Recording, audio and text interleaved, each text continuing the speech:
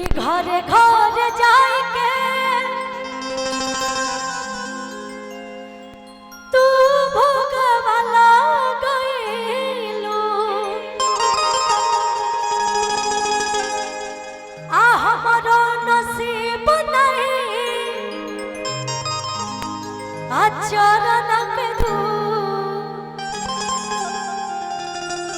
कि यही रहे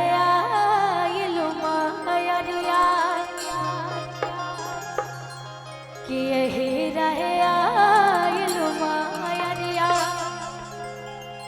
कि हमारो दुआरिया गइलू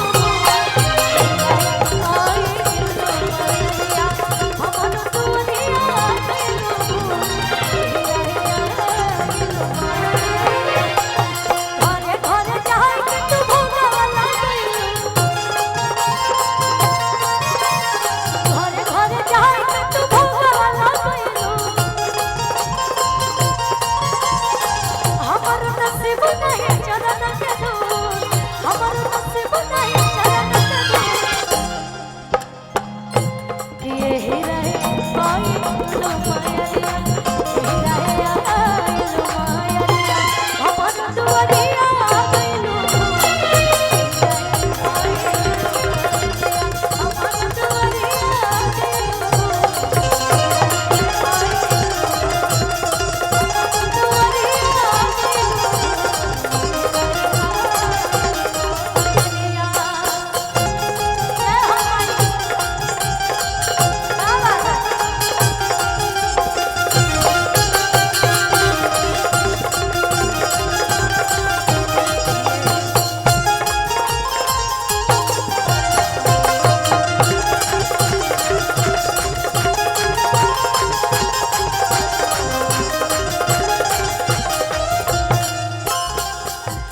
आज जब हम घरे रहनी है भैया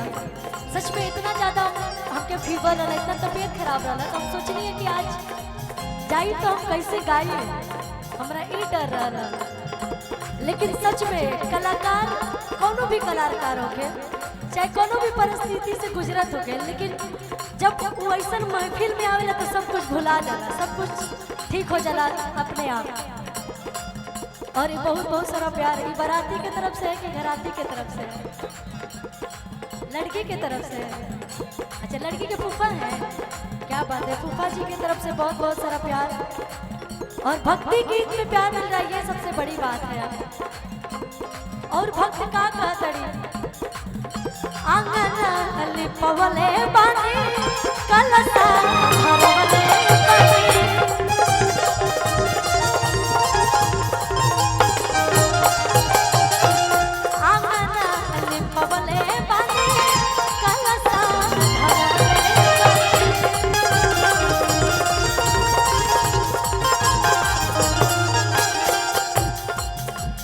गलती का पहिल खुशी से खिसी आइलू आ गलती का पहिल खुशी से खिसी आइलू आज पंकज के भगवती न कइलू टिंकू के भगवती न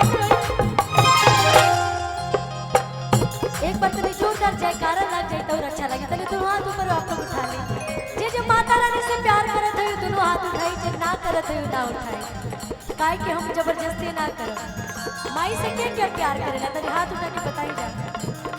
आप लोग नहीं करते हैं उधर हमारी माताएं बहनें आप लोग माता रानी से प्यार नहीं करते हैं तो जरा दोनों हाथ ऊपर उठा के बताइए और मेरे साथ एक जयकारा लगाइए प्रेम से बोली साचे दरबार की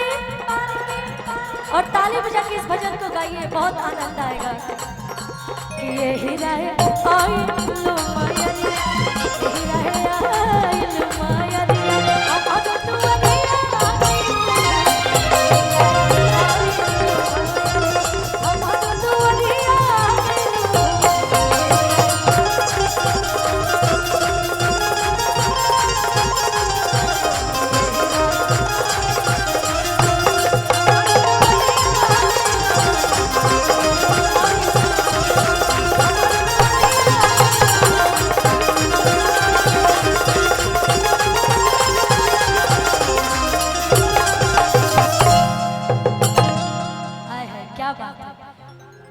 माई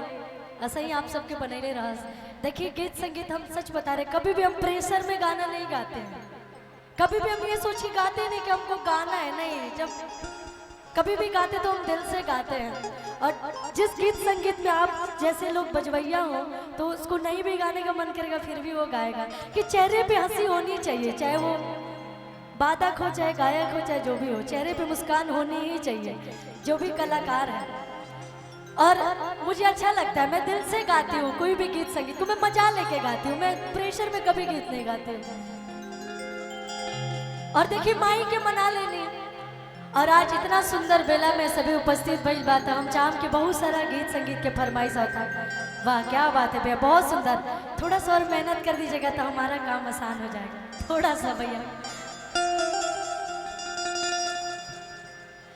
और देखिए भैया डी शार्प कर लीजिए तो।